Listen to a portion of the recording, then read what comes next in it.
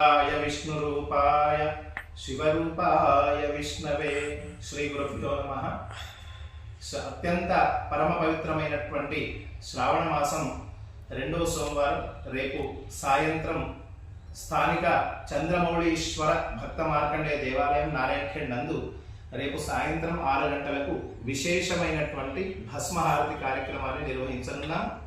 నారాయణఖేడ్ చరిత్రలోనే మొట్టమొదటిసారిగా ఈ భస్మహారతిని భక్తులకు అనుగ్రహం కలిగే విధంగా ఈ భస్మహారతిని సంకల్పం తీసుకొని లోక కళ్యాణార్థం ఈ కార్యక్రమాన్ని నిర్వహించనున్నాం.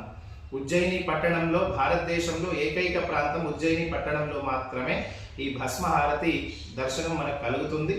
అక్కడ వెళ్ళిన వాడు చాలా మంది ఆ భస్మహారతిలో అవకాశం దొరక్క చాలా మంది అసంతృప్తిగా వెలుదిరుగుతున్నటువంటి సందర్భంలో ఈ ఆలోచన మన నారాయణఖేడ్లో కూడా ఈ భస్మహారతి నిర్వహించి భక్తులకు భగవంతునికి అనుగ్రహం కలిగించాలని ఈ భస్మహారతిని నిర్వహించనున్నాం.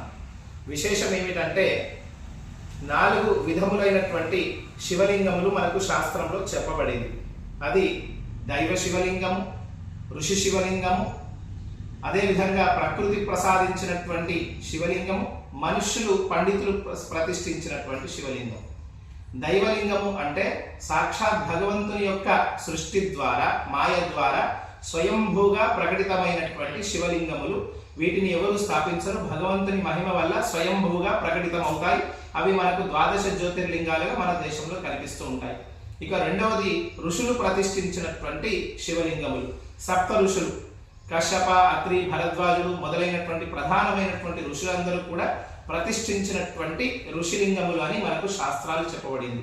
ఇక ప్రకృతి ప్రసాదించినటువంటి శివలింగములు స్వయంగా ప్రకృతి ద్వారా అవి సిద్ధమైపోయి భగవంతుని అనుగ్రహం ద్వారా జలాలతో మనకు సిద్ధమయ్యేటువంటి ప్రకృతి సహజ సిద్ధమైనటువంటి శివలింగములు.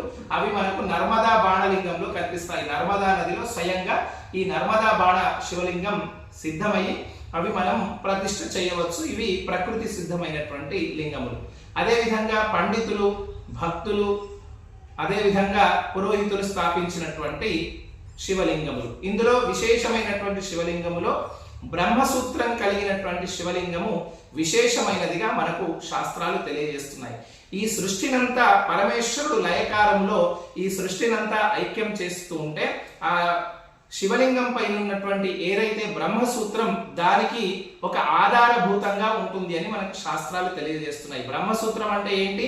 ఈ సృష్టి అంతా ఒక వలయం అయితే అందులో కేంద్ర బిందువు లాంటి ఈ బ్రహ్మసూత్రం ద్వారా భగవంతుడు దాన్ని ఆధారంగా నిల్చోబెట్టినాడు. కేంద్ర బిందువు ద్వారా ఈ బ్రహ్మసూత్రం కలిగినటువంటి శివలింగానికి సహజమైనటువంటి శివలింగాలకు కొత్త అత్యంతమైనటువంటి శక్తి ఎక్కువగా ఉంటుంది. భక్తులు అనుగ్రహించినటువంటి ఏదైతే సహజమైనటువంటి శివలింగాలకు మనం పూజిస్తారో బ్రహ్మసూత్రం కలిగినటువంటి శివలింగానికి చాలా విశిష్టమైనటువంటి ప్రాముఖ్యత ఉంది. అందులో భాగంగా మన నారాయణఖేడ్ పట్టణంలో ఏకైక శివలింగం బ్రహ్మసూత్రం కలిగినటువంటి శివలింగం మన భక్త మార్కండేయ దేవాలయంలో చంద్రమౌళీశ్వరుడుగా కొలువుదీరాడు. తద్వారా రేపు సాయంత్రం ఆ చంద్రమౌళీశ్వరుడికి భస్మహారతిని మనం అందరం కలిసి నిర్వహించుకోబోతున్నాం. సమస్త భక్తులందరూ రేపు సాయంత్రం 6 గంటలకు జరిగేటువంటి ఈ భస్మహారతిలో మీరందరూ పాల్గొని ఆ చంద్రమౌళీశ్వరుడి ఆ భక్త మార్కండేయుని సంపూర్ణమైనటువంటి అనుగ్రహం పొంది కృతార్థులు కాగలరు. శుభం భవతు. సర్వే జన సుఖినో భవంతు.